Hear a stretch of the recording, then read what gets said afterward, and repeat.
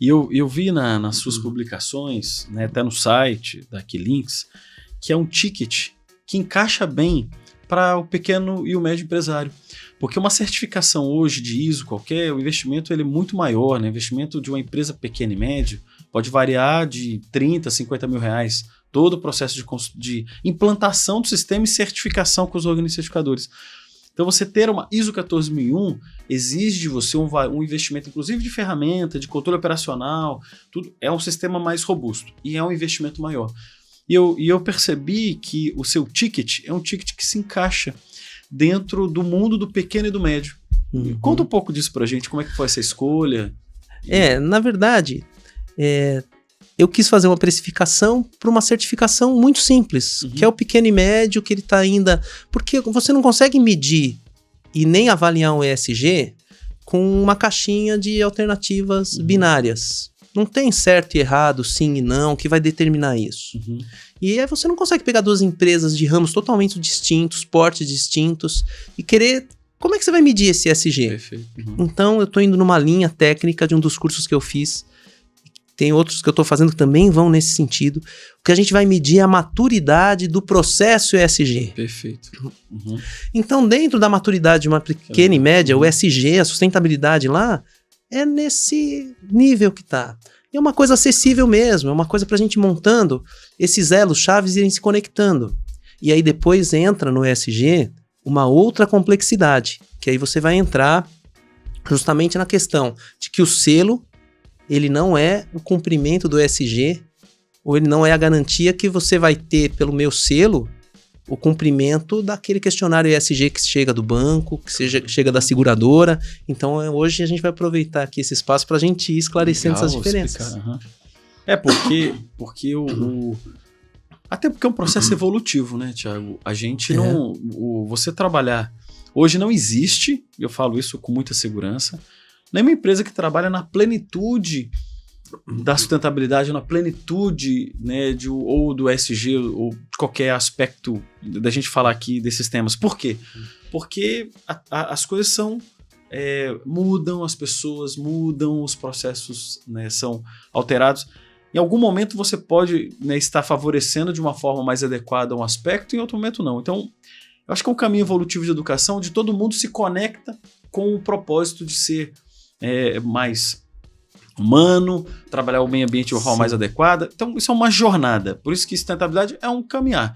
Eu acho que quando você explica isso, dessa questão do selo, não garantir essa plenitude, é uma maneira muito, inclusive, madura e muito consciente, pé no chão, de mostrar o processo evolutivo das empresas, né?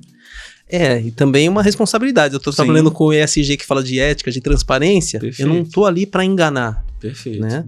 E aí eu pensei na realidade, no preço, e pensei nas ações conjuntas, em que eu tenho um valor que ele passa a ser o dobro do investimento. Só que aí o valor do selo, né, eu fiz num ticket que eu acho que é um ticket bom para o empresário. Sim. E ele tem que pagar o mesmo valor desse ticket para uma ação direta, em que eu estou sugerindo que seja um plantio para reflorestamento ou soltura de animais. E eu sempre indico algo que tenha relação com o teu negócio. Perfeito. Então, por exemplo, a gente está aqui no podcast, fez o plantio, é sustentabilidade pura. Porque aqui a gente não tem que desmatar para fazer o podcast. Claro. Se você for pegar uma indústria do papel, ela já tem obrigatoriedade. Né? Então eu sempre sugiro, olha, você está numa área, trabalha com combustível, trabalha em alguma coisa aí que... química. Faz alguma coisa mais voltada para água, para floresta. Vai nessa linha. Ou social também, né? Ou social também. Mas eu criei um projeto mais audacioso ainda. Porque eu micronichei para colocar o selo em escolas. E aí, primeiro, eu estou falando de ESG, tenho que mitigar os riscos. Então, a qualidade dos professores, você tem campanha contra o bullying. Então, a gente cria as métricas dentro daquele negócio. E escola, normalmente, é uma empresa pequena, média. Sim.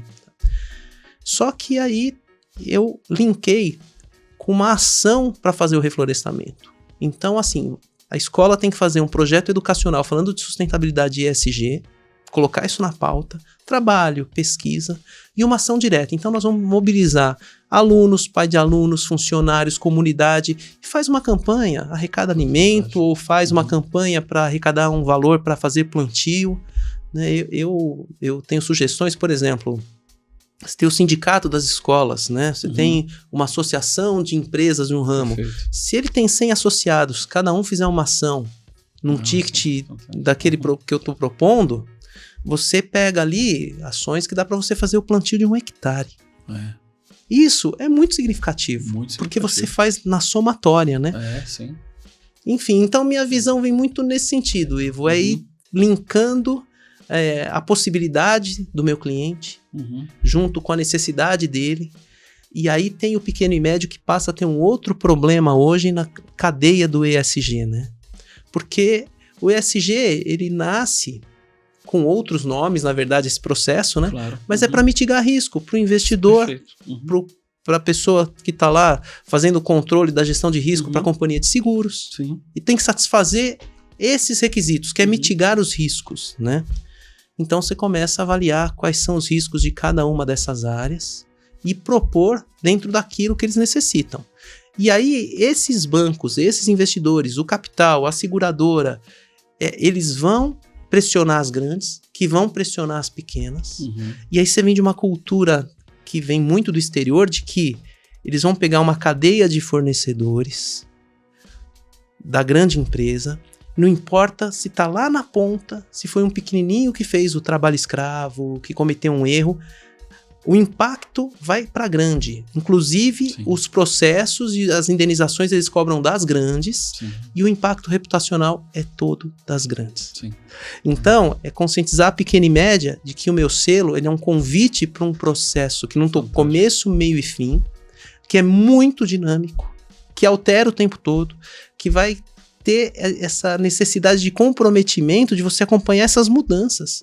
Porque tem questões... Eu espero chegar um dia que a gente não tenha mais problema com a questão climática.